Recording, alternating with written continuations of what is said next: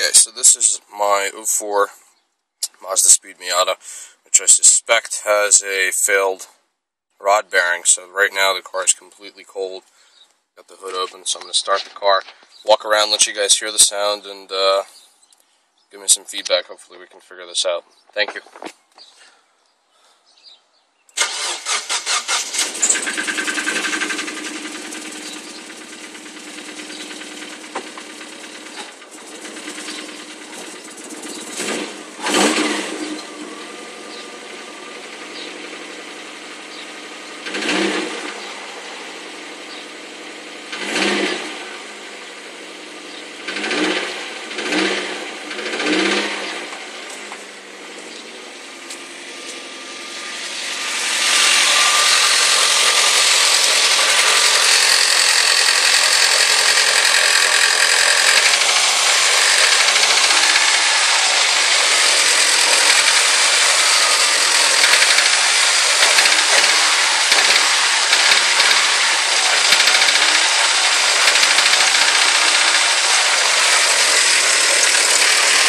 I don't know if you can hear that.